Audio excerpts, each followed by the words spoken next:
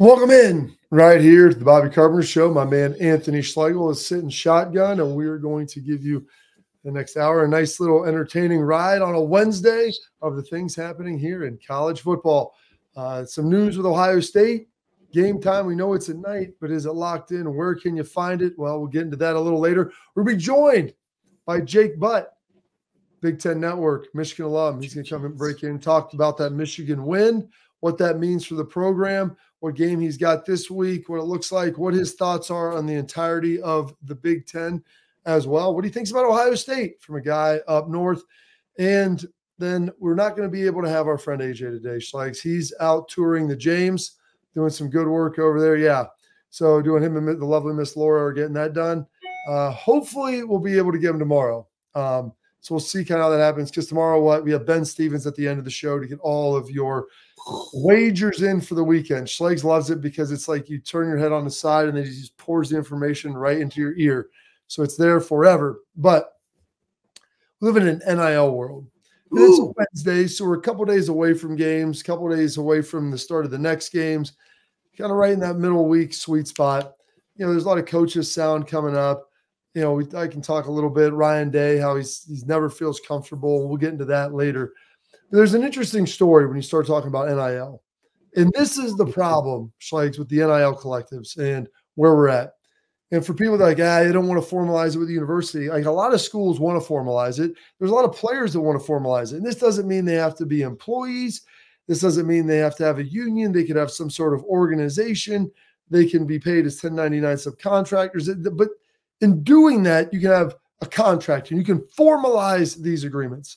Okay, you're not just shacking up, Schlegs. Eventually you're married and you have responsibilities and everything else that comes with it. There's a quarterback down at UNLV, Matt Sluka, who spent 4 years at Holy Cross, transferred in to UNLV, and they've had some success. Are they 3-0, Schlegs, I think? I mean, 3-0. I know they beat Kansas. They've got some big wins. Now, he hasn't been great throwing the ball. I think he's 43% passing. He's thrown some touchdowns in there. Hasn't completed a lot. Hasn't thrown it a lot, but he's been really good on the ground. I think over 250 yards rushing. But he throws out there, Sayonara, Rebel Nation, is UNLV running Rebs, the Rebel Nation and everything like that. Thank you for the experiences here. Really appreciate the time. I'm going to now be stepping away from the team, because unless you play, I think it's 4 or more games, you can preserve your red shirt. And he's got a COVID year, so this is his 5th. So if he redshirts, he'll have his 6th season. He's going to step back because he can't get in the portal. You can't get in the portal until after the year. But he's not going to play the rest of the year because there was NIL promises, he said, that weren't delivered upon. And because of that, he wants to preserve this year and be able to go somewhere else and play the following year. Now, is this guy an NFL player? Probably not. We're not talking about $1 million or $500,000. We're talking about dollars requisite with his demand. I was initially thinking like 50 to 100 grand. And we'll get the rest of the story out here, Schlegs, as we kind of outline this. But he says that. As we go to the next piece of the story, is it evolves, thinking, okay, well, that seems like it's true. There was promises made. There's really no formal official contract oftentimes before you commit, because it can't be, quote, a pay-for-play situation. But then the university rebuts it in their tweet. And this all came out like throughout the middle of the night because he's out west. So, it's breaking at 9, 10, 11 o'clock out there. It's coming up here where then the university says, hey, we fulfilled our obligations. We paid him. We did everything we were supposed to do and took care of him. All right, well, now we got a little bit of a he said, she said situation. Well, what's right? What's wrong? What did they commit to? What did they pay him? They said they paid him everything. Well, plot thickens even more. He came out and said, no, they didn't pay me. They promised me this. We tried to formalize it. And I'll give you some nuggets, like, before I let you react. Give me some nuggets. So I believe 𝗟𝗓𝗘 is his attorney or his agent, but Pete Thamel was reporting this, that former UNLV quarterback Matt Sluka's NIL representation, 𝗟𝗓𝗩𝗘, said that he told ESPN he was verbally promised a minimum of $100,000 from a UNLV assistant coach for transferring there. None of that money was paid. When Sluka enrolled, 𝗟𝗓𝗩𝗘 made multiple efforts with the staff and with the collective to get the contract formalized. said the school and the collective came back with a contract, not of 100,000 Schlegs, but of $3,000 per month for the next 4 months, $88,000 less than he was supposed to get. The only money Sluka ever received from UNLV through this was the $3,000 relocation stipend for his move. There was never an ask for more money because that's what the university said. Hey, he doubled down Schlegs. They were winning. They're 3-0. He went to ask for more dollars than the initial amount that was promised up front. When that didn't come through, he evaluated his options, which means he probably looked around and said, hey, I can probably get $100,000 from someone next year, maybe $200,000. I'll save this season and I'll go play. I don't blame the guy. He's probably not an NFL player. And because of that, then you know what? He probably needs to do what's best if they didn't come through on their promises. Man, Bob, there's a lot. And the reason I was looking down at my phone is kind of like I just randomly found this great Outkast song, Spodioty Dopalicious, right? I was listening to it on the plane, saw it on a Crown commercial. I was like, I know that's Outkast, but that's really the situation that we have going on right here. When you and again with NIL, non-contract base, we look at the fact that your roster can flip twice a year, beginning right after this season and then also after spring football. Guys can transfer out, which is absolutely things. And then the promises not being official. The school saying that they paid for it. He's saying, I never received anything. They haven't lived up to any of their stuff. And this goes back to even in recruiting, even in scholarships. People over promise scholarships and then take them back from kids. Guys, that happens. So, you know, I've been reading the comments, man. You know, it's like he beat Ohio State in Texas. Like, no, he knows exactly where he's at. He's at UNLV. He went from Holy Cross. Right now, I'm leaning toward the player on this because you haven't, like, this is the only time he's going to be able to generate revenue for himself moving forward.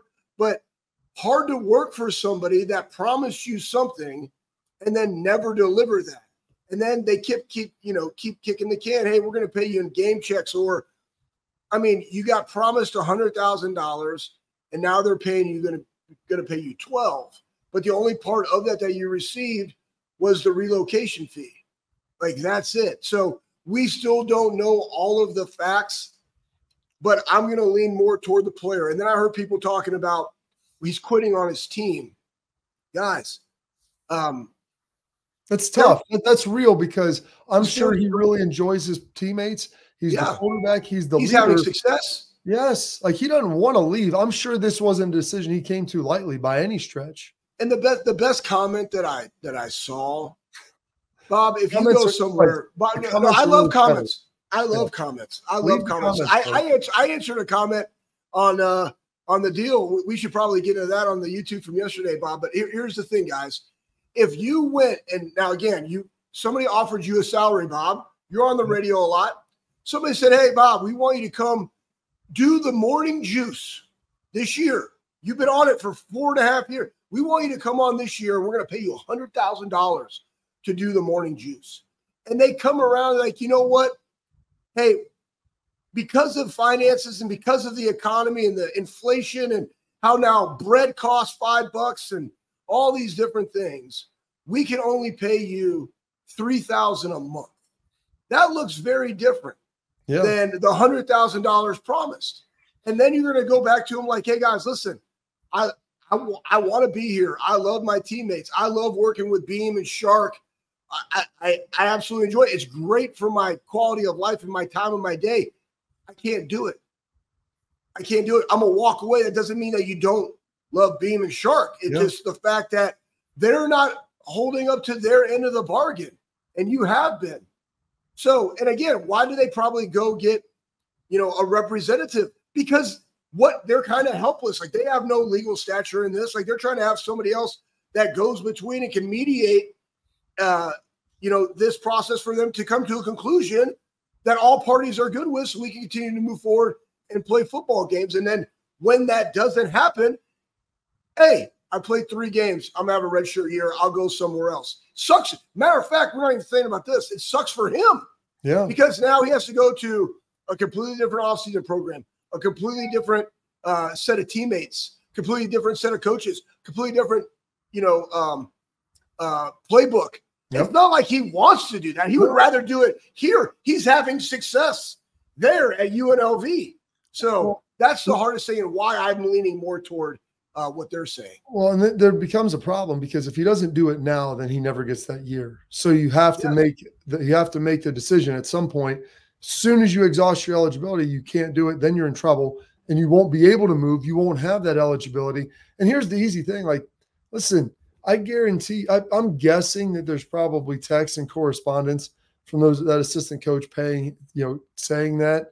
And even if they said they'd pay him whatever, and there should be receipts on all this. Like, check the receipts, figure it out. It's not a hard solve.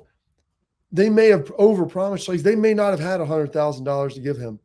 And in doing that, we'll get it. We'll find it. Well, then when you can't and you don't, or maybe someone promised it and then backed out, this was his only repercussion. And maybe he's lying in all this. But, dude, there's a lot of specifics here. And I guarantee you there's probably some talk. If his agent said, I tried to get with him before the season, all these other things to formalize it, there'll probably be correspondence with that. And then they come back and say, hey, here we are. All we got's, $3,000 a month, $12,000. And we're not, by the way, we haven't paid you that yet. So my wild story, this is why, Schlegs, all these things need to be formalized, written down. And so you don't have these issues anymore that you ultimately have to deal with. But one issue you don't want to have to deal with, Schlegs, is your mouth and your mind. Attention, parents. I want to tell you about something to protect both of them. What matters most with X Sports mouth guards, trusted by professional athletes and designed by NHL team dentists. X Sport mouth guards are scientifically proven to absorb high-impact hits, protecting both your teeth and your brain. X Sport mouth guards feature 3 layers of advanced protection, including the patented use of carbon fiber that's custom fit. It's 3D printed to your smile. That means more protection, better performance, maximum comfort, clear communication, so you can focus on your game, not on your gear. Folks, do not take chances with this. Schlegs, I didn't have this stuff around. It's out here now. Go to xsportguards.com/Bobby. Save 15% on these fantastic pieces of equipment. Export, protect what matters most. Jake Butt, Michigan alum, Big Ten Network, up next.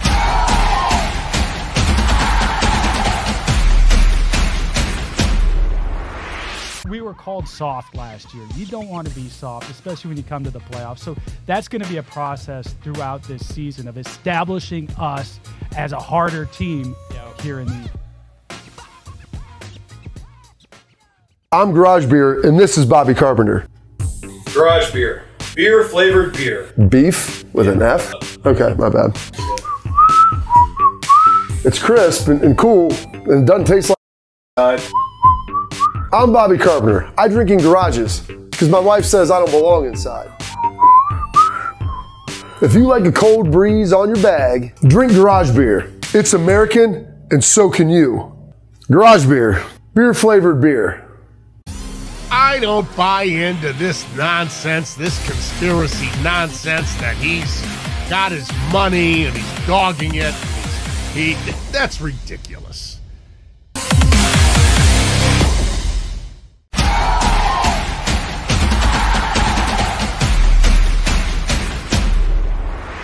Welcome back into the Bobby Carpenter Show. We appreciate you watching. If you're online, please like, subscribe, leave your comments. We love answering your comments. They're always fun. And if you're watching on Bally's, thank you. And now pleased to announce that we're welcoming in our guy, Central Ohio native, Pickerington North alum, Michigan alum, currently working on the Big Ten Network, calling games, Mr. Jake Butt. Thank you for coming in here in the middle of this college football season. Oh, man, it's a pleasure. It's great to be with you guys. This is what the world needs, right? There's a lot of division out there. How about some Buckeyes and some Wolverines hanging together talking ball? I love it.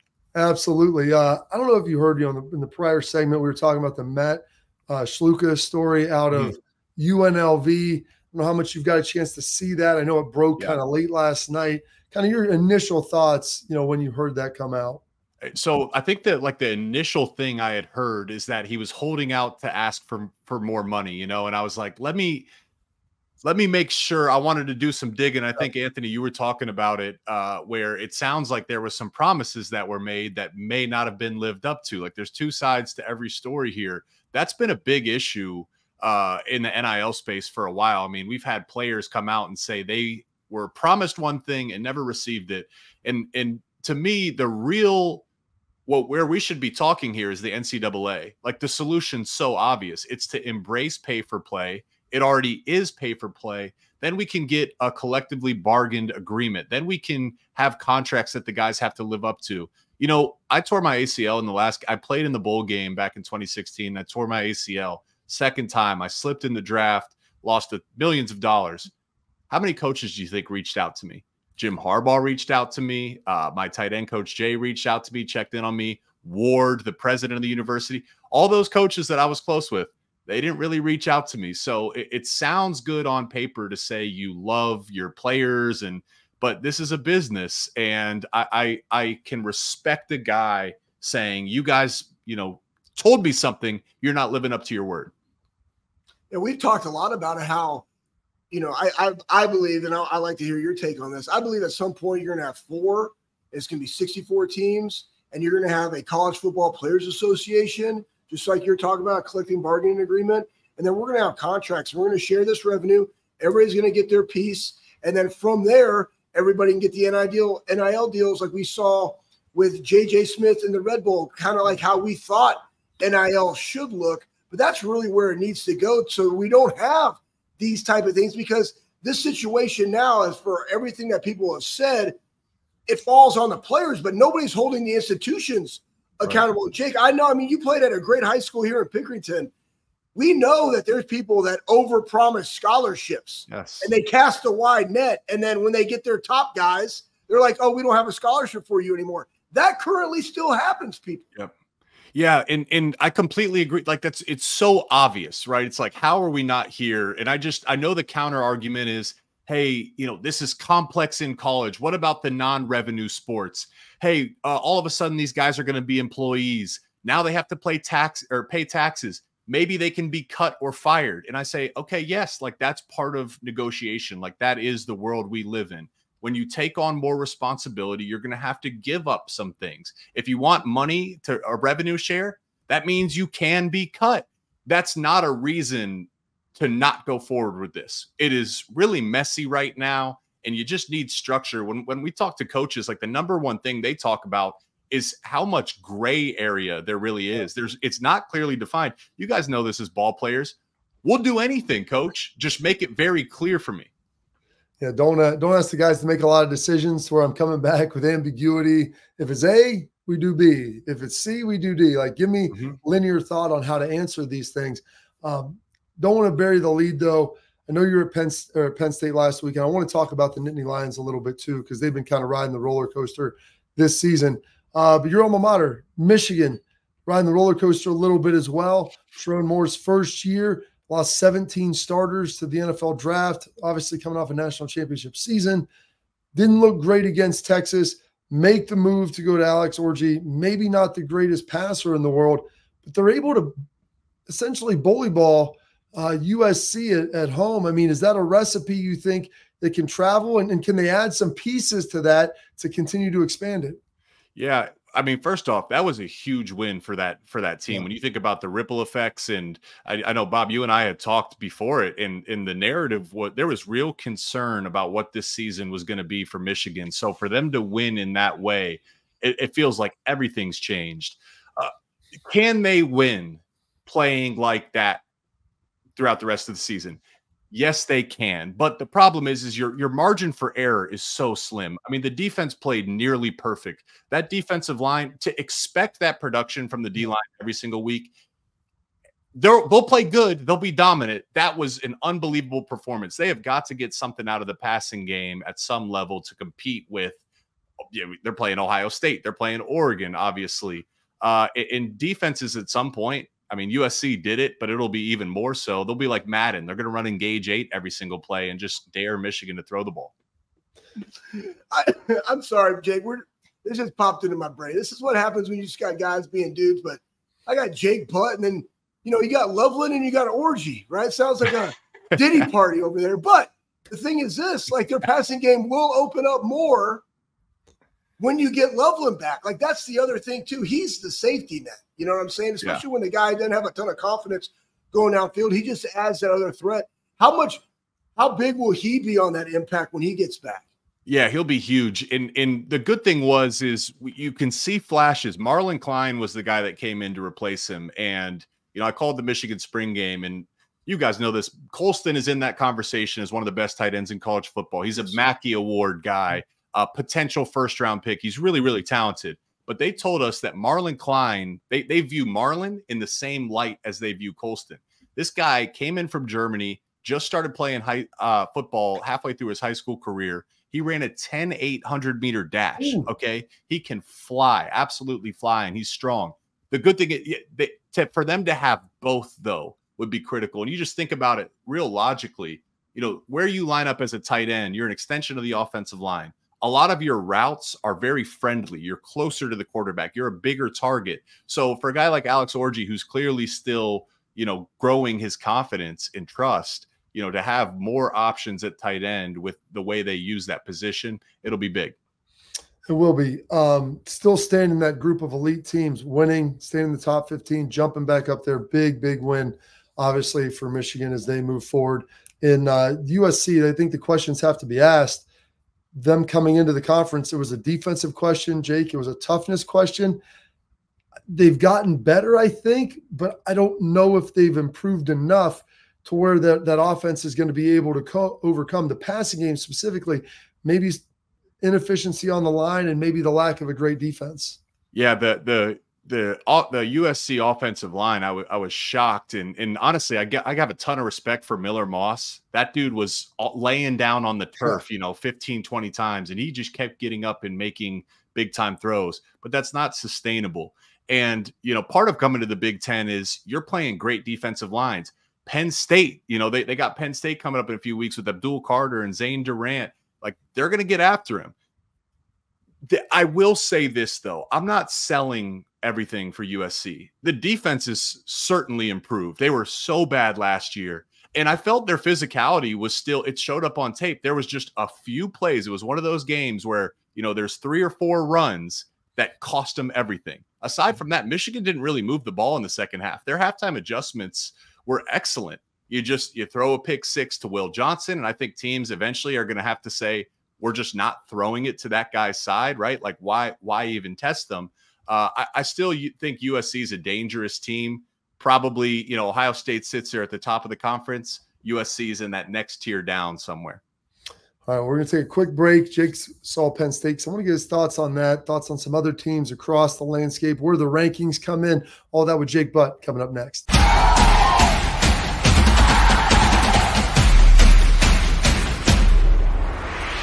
Well, how do they know I'm doing this? Did somebody leak this out? It's social media. Oh. That's the way social media works now. I thought maybe you were just running that yap.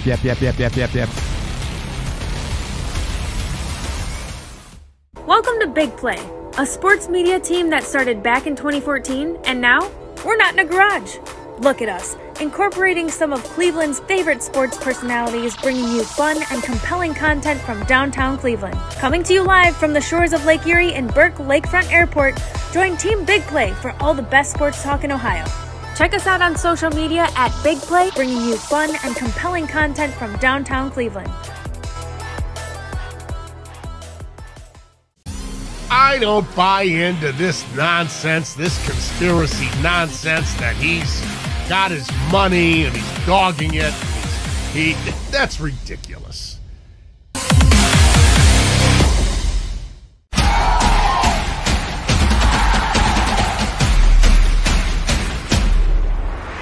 Welcome back into the show. Still here with our guy, Jake Butt. Just broke down a little bit of Michigan-USC, how both of those teams looked this weekend. You had the privilege of calling Penn State last week and watched them, look good against West Virginia. Bowling Green's taking them to the wires. I'm sure you watched that game in preparation. Feel a little bit better about it after watching Bowling Green press Texas A&M, and then they obviously take care of business against Kent State. What have you seen out of the Nittany Lions? Do you think they can be a team that challenges in the Big Ten and maybe a team that not only makes the playoff but could maybe make some noise? Oh, yeah, they can. I mean, they have the talent. I think James Franklin is a good coach. Like, they've won a ton of games. What's interesting about Penn State is, we talk about the expanded playoff. they would be a team that would have been in the playoffs had it always been a 12-team playoff. I think they got the third most wins in college football in the playoff era without a playoff appearance. So they've won a ton of games. But the issue is they've beat all the teams they should beat, haven't done it versus Ohio State and Michigan. What's really interesting, though, and if they end up getting over the hump, I think we'll look back as Andy Kotelnicki, their play caller, came in from Kansas. That could be the hire of the offseason because their identities change. This is an offensive-led team. Drew Aller looks like a brand new quarterback. Tyler Warren, their tight end, man, he might be the best tight end in college football. Those two backs are back explosive. You remember their freshman year? That was like the most explosive backfield in college football. Last year, they had nothing. Now they're back doing it again. My concern for them, though, is they love to play cover one, press, man-to-man coverage. Bowling Green took advantage of that. Think about Bowling Green, and now think about Ohio State's weapons. Think about Illinois' weapons this weekend, right? I mean, you talk about Luke Altmaier and Pat Bryant, Zariah Franklin. Look what they did against Nebraska last week. There's a risk to playing such aggressive defense, and I don't know if they have the horsepower outside to sit and cover one as much as I expect them to.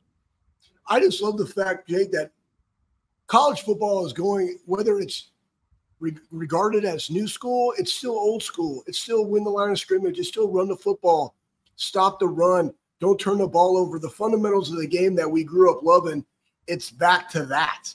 And the toughness and physicality that is required. I want to go to your game because Bob and I talked about it yesterday. We were talking about people that nobody's really talking about under the radar, and I said Curtis Rourke because IU is just different, and we, Ohio State plays them the game before we play that team up north, aka your alum. Tell us about that game that you're calling because that's kind of interesting. IU and Maryland. Huge game. I mean, seriously, huge game. I think Indiana was just outside of the AP top 25. I think they'd received some votes and were sitting like 26, 27, 28. Kurt Cignetti, he told us, what did he say when he first came in? He's like, Google me. He said, we're coming for Purdue. Paused. And you know what? We're coming for Ohio State and Michigan while we're at it, And I think as the season goes on, good teams take on the identity of their coach. Indiana is playing with like confidence and conviction. This guy, Curtis Rourke, transferred in from Ohio. Like, I get it. Dylan Gabriel, Drew Aller, right? We'll talk about the best quarterbacks in the conference. Statistically, though, Curtis Rourke has to be in that conversation. This team is fundamentally sound. You guys would love breaking down the all-22. That's a good football team. On the flip side, in comes Maryland, and they got a quarterback in Billy Edwards and a receiver in Ty Felton that I think also statistically have been the best quarterback wide receiver duo all season. Ty Felton is leading the Big Ten in all major receiving categories. So this is going to be a fun game to call. A ton of offense, great quarterbacks, great weapons. And what if Indiana wins? What if you look at their schedule? I don't know if you guys have checked out their schedule. Yeah. It is very, very manageable. They're a team that can make some noise. So Indiana's made this push. And I was looking before the year, like outside of kind of the top teams, the big brands. I thought Rutgers, I thought Nebraska, possibly Illinois. I want to throw Indiana into this. When you look at those four teams and maybe even Wisconsin, like how do you break that kind of second tier of Big Ten schools that are kind of hovering in the middle? But I think, maybe one or two of them could end up being 9-win teams. Yeah, I can start with, I just don't think Wisconsin's there yet. I still think they have some, that was such a huge transformation going from their offensive identity to the air raid. And it's taken some time, man. I think they're still struggling to find their identity. But then you talk about Indiana, you talk about Illinois, Rutgers. Nebraska was in that conversation, just a gut-wrenching loss. But gosh, they had the chance to win. Raiola had the chance to win. The field goal kicker had a chance to win. So you have to acknowledge, Illinois right now is two of the best wins in the conference. You beat Kansas, and man, did you look good. Then you go on the road Friday. That they shut down classes. That environment was juiced up, and Illinois won. I love both their coordinators too. I thought their play caller Barry Lunny Jr. He won the chess match versus Tony White, Nebraska's defensive coordinator. As it applies, this weekend's going to reveal a ton. Okay, we talked about Indiana, Maryland. Rutgers hosts Washington. Yeah. Washington's identity, you know, it's been offense, but they hired Steve Belichick. They're a defensive-led team this year. Rutgers really dominated Virginia Tech. They almost beat themselves with some play calls and some turnovers. You look at their PFF grades, some of the highest graded offensive linemen. Of course, Kyle Monangai. They got this quarterback, Callie McManus. He transferred over from Minnesota. It's a different quarterback. It is amazing what systems can do. I mean, shoot, Will Howard as well, right? Yeah. He's a different quarterback. This team is much more balanced and much more experienced. This weekend is going to be extremely, extremely revealing. The winner of Washington and Rutgers, we could throw Washington in there as well. Yeah. To that next tier. The winner of Indiana, Maryland, we'll learn a lot come Sunday. Yeah, and then you also got Illinois, Penn State. I mean, you got some. Who do you got? Who do you got right now? You got Illinois, Penn State. You're calling the Maryland, Indiana game. You got the Rutgers, Washington game. Those three right there. Boom. Jake Butt. Who you taking? Man, did you see maybe don't say the one that you're calling. Yeah. But did you see the line? Penn State's favored by 17.5 right now. Did you guys catch that? That's crazy. That just seems, but then again, it's like, what does Vegas know? I know all the money was on USC last weekend to win and cover, and then Michigan won. 17.5 seems crazy. It feels like the easy pick there is to take Illinois. If I'm talking about winning, I mean, gosh, the emotional roller coaster, you know, you're most vulnerable after a big emotional win. So they win on the road against Nebraska. They got to go home. Now they're traveling back to Happy Valley. James Franklin says whiteout energy, which means basically whatever that means. I'd probably take Penn State to win that. And Rutgers, I want to see Shiano. I want to see him succeed, man. Yeah. Like, talk about doing more with less. Like, he calls that like what does he call it? A developmental program. So that means when you have a veteran team, the development has to come together. So this is the year for him there. I also played for Jed Fish, though, Washington's coach back at Michigan. So I want to see them both win. Of course, I'll probably take Rutgers just from the home field advantage, though. Yeah, Rutgers, it's funny with Shiano because I think he's the only guy that could ever have that type of success there. That's probably his natural fit, as we've seen him back there twice. Jake, and like I looked at their schedule at the beginning of the year, and like if they can find a way to beat Virginia Tech, number one, what that tells me about them, but number two, like they've got a chance, you know, rolling to Nebraska undefeated. You know, we'll see what happens, but there's a very specific style of play that they have, and they're going to pound the ball and you play defense. And you know, Jake, whenever you call their games, they're going to have like a special teams nugget, a little trick play. There's going to be something in there that's going to either steal a score or be an explosive gain. So Greg Schiano always working it all the time. Thank you, Jake, for giving us some of your time. I know you're real busy. You've got all your calls and everything coming through. We'd love to have you back on in the future. Cool. I know you're a busy guy, but thank you for spending a couple moments with us. Of course, fellas. Yeah, thanks for having me on. Thanks, the great Jake Butt, Big Ten Network, Michigan alum, Central Ohio guy as well. All right, coming up next, we've got our headlines. Is the grass always greener, Schlegs? And when should we go see if it's green? Well, find out next on Bobby Carpenter Show.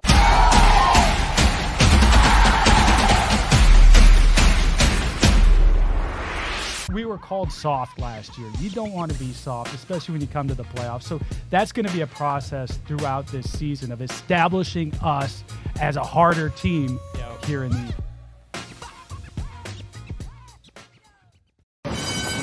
They're off in the Kentucky Derby as Authentic takes them around the far turn. 'Tis the Laws making his move now, and they're into the stretch. These two stride for stride. Authentic, 'tis the Law. Here's the wire. Authentic has won the Kentucky Derby.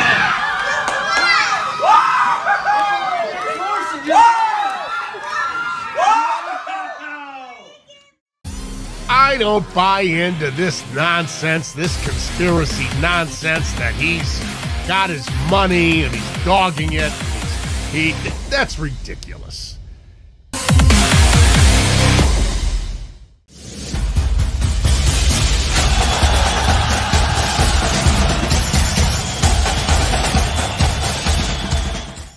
All right, welcome back in the Bobby Carpenter Show here. What a great job by Jake Butt. Now we're diving into our headlines. Brought to you by our friends at Affinity Whole Health. They offer personalized treatment programs to help you feel better, whether you're struggling with weight loss, lack of sleep, low energy, muscle loss, all these things. They can help you with it.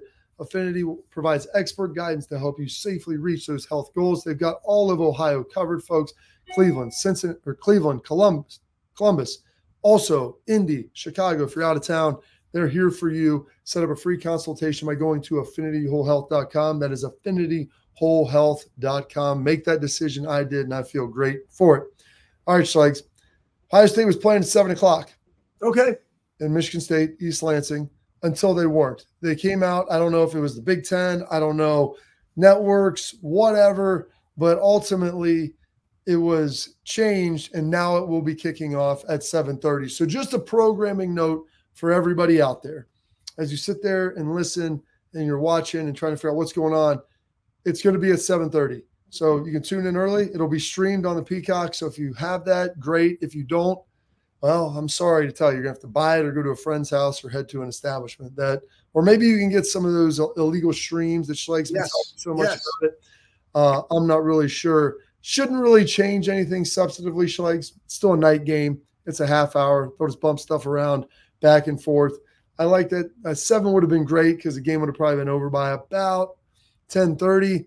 Then you could have chilled, relaxed, maybe dove into another game or so because there are going to be some big, huge night games this week that we're going to get into. So ideally, Ohio State takes care of business in a big way pretty early on because you have Arizona, Utah, which is a late night kick. But then you also have Illinois, Penn State, which I love, Georgia, Alabama out there as well. So another couple of big games that are going to be in the evening. So hopefully they'll be able to take care of it. Now, we talked about Matt Schlegel of UNLV dipping out on his team because, hey, they didn't pay. They made promises. Maybe they didn't keep them. We're still learning both sides. UNLV said they did. Schlegel seems like he's got some pretty in-depth and detailed timeline of events. So we'll kind of see what happens there. But there was a big push made, Schlegs, about the grass being always greener. I believe this is at Idaho, which Idaho you could argue is a developmental program as well. And people leave there. They're going to come. They're going to get developed. They're going to go there and hopefully get a big NIL deal going somewhere else if they're really good. But their coach had a unique pitch. Like, don't always take the first offer. The grass is greener, but wait, Schlegs, until it's fully green, Pat, if we want to throw this up. Process, you often hear the grass isn't always greener. Idaho coach Jason Eck, who almost beat Oregon after an offseason in which some of his talent got poached by bigger programs, has a twist on that saying for guys in his program thinking about transferring. Wait until the grass gets greener. He told Bruce Feldman his pitches, stay one more year here, and then you might be able to get $500,000 from a Power 4 school. Don't just jump for $100,000. It's honestly a great pitch. Coach Eck's quarterback from last year, Giovanni McCoy, was a Walter Payton Award finalist. That's the Heisman for the FCS. He transferred to Oregon State this year and found himself in a tight quarterback competition. Say he stays, and say Idaho finishes again in the top 10, and McCoy throws for another 2,900 yards. Do you think the collective in Corvallis is going to be his best offer? I love the Beavs, but of course not. Making it even more complicated, if you do get the bag from a Power 4 school, you risk your production not being the same at the new spot. Take Oregon State's offense from last year. Last year, Salas Bolden had a top 10 receiving grade in the conference. Week 1 this year at his new school, Texas, 1 catch for 5 yards. Week 2 versus Michigan, no catches. Last year, DJU had 8.3 yards per attempt and set a career high in yards. First 2 games at his new school, Florida State, 6.7 yards per attempt. Listen, I'll never hate on someone for getting theirs and making the right decision for them. I just thought Coach Eck brought up a good point that I haven't heard people talk about in the transfer portal era. You can wait until the grass gets greener. I love it. I love Coach Eck at Idaho right there, Schlegs.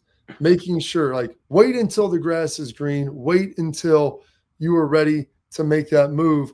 Make sure it's a good situation because money isn't the be-all of everything in these.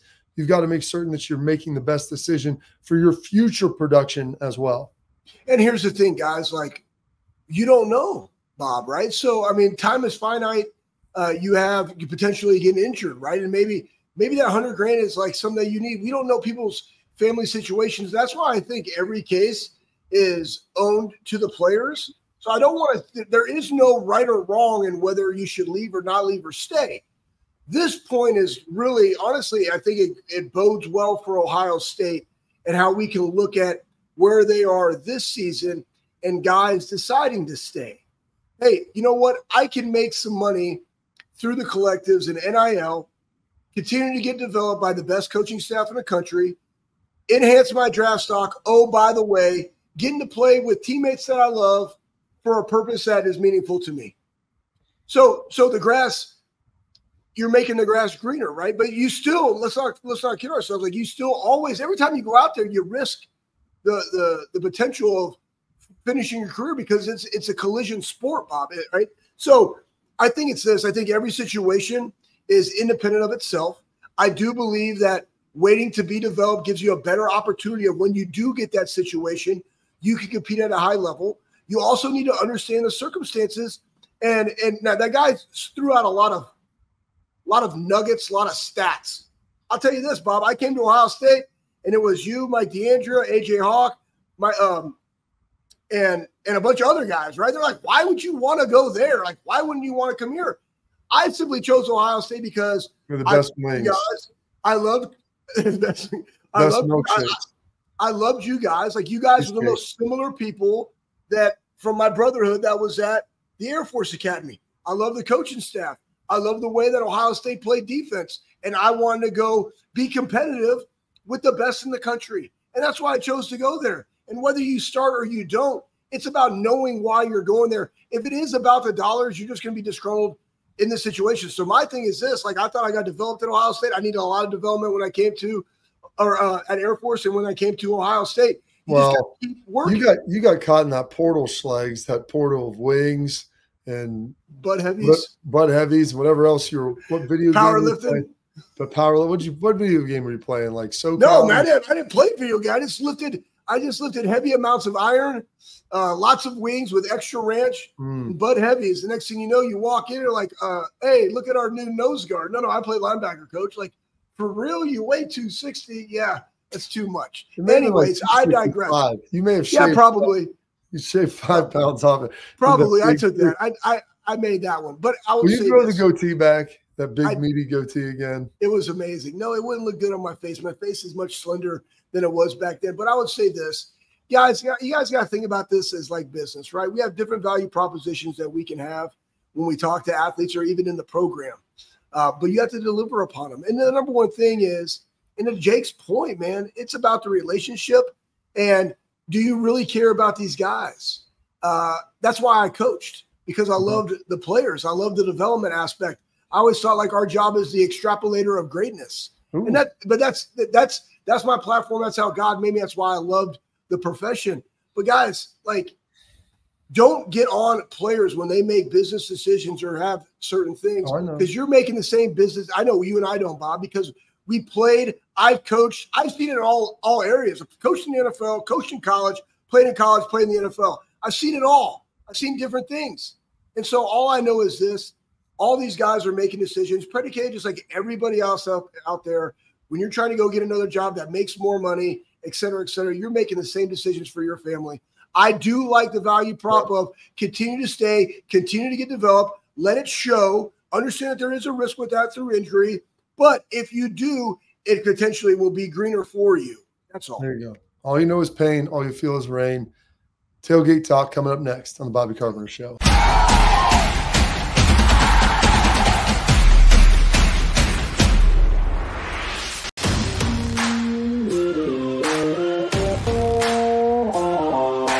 Hey, what's up, everybody? This is Bobby Carpenter. I want to give a huge thank you and a shout out to Affinity Whole Health, the leaders in the testosterone replacement industry. I've been on a testosterone replacement program for a few years right now, and I've got to tell you, it's been an absolute game changer. Affinity Whole Health has allowed me to be the best version of myself, both mentally and physically. I loved how easy it was to get started. I booked my free consultation, met with my prescriber, checked my numbers, and Affinity Whole Health designed a program that was customized to fit my needs. So I'm telling you guys, if you have low energy, you want to get rid of that spare tire around the waist or take it to the next level in the bedroom, Affinity Whole Health is the place to get started. So don't wait any longer. 5 minutes of your time, book your free consultation. You're going to love the way you feel.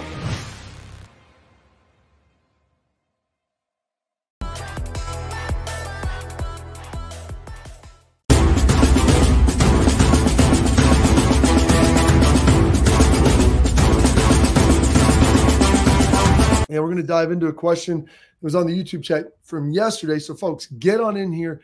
Give us some nuggets. We love to answer them. Timothy Cunningham 39-83. But you have to stop the run every time. How have the Buckeyes fared in that lately? They have to step it up this year, be better all around both sides of the ball. Haven't really shown much so far. Haven't played any big teams. Struggled in the first half in 2 of the games. Cannot do that from here on with better teams. Need to wake up. Been given too much hype for not seeing a lot from them so far. It's like you responded to this, so I'm going to allow you to respond now vocally and not just with a written word. Well, I mean, here's the response. Like, what are we watching? And I appreciate his question, because that's the question that you get probably from normal fans. Like, you just have people. I believe that people have an unrealistic view of performance. And yeah, 14 points to Marshall. It's not what the defense wanted. They didn't give any defensive player of the week awards. But then you go look at, 4 plays over 40 yards, big explosive plays. You look at the running game, the production from that. You look at Will Howard and how he's been able to handle the football, not turn over. He did have the 1 interception, but then defensively started very fast in the first game against Akron. Offense did not. 17-3 at half. Boom. Western Michigan, blowout city. Then Marshall went down, put a really good drive together, guys, right? And there were some opportunities. But it's 28-14 at half.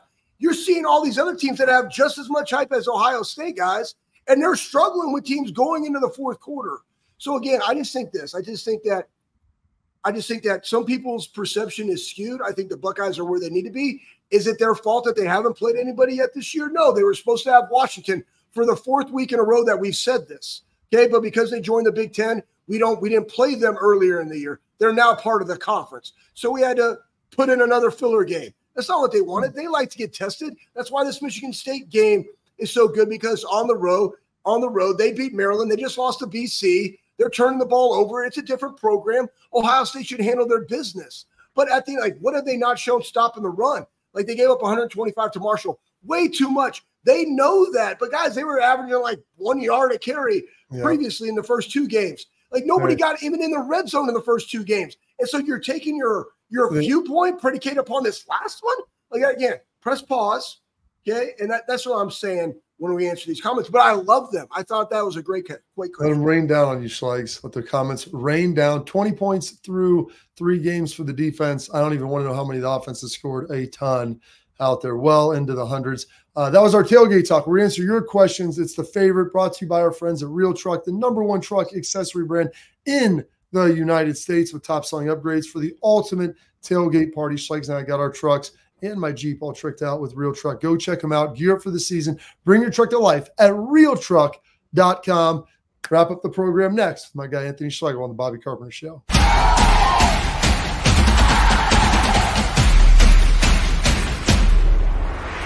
We were called soft last year. You don't want to be soft, especially when you come to the playoffs. So that's going to be a process throughout this season of establishing us as a harder team here in the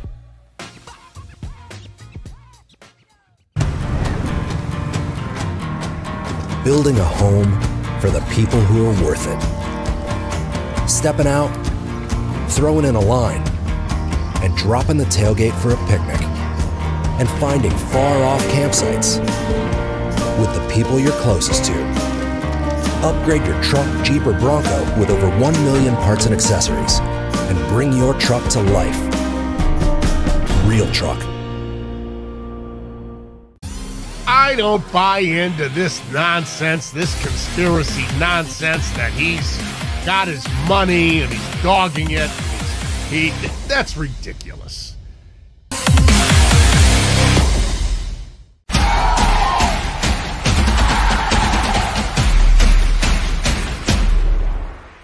Schlegs, in your final 30 seconds here, I mean, you want to have some more thoughts about growing that goatee back out, because I think the world needs to see it.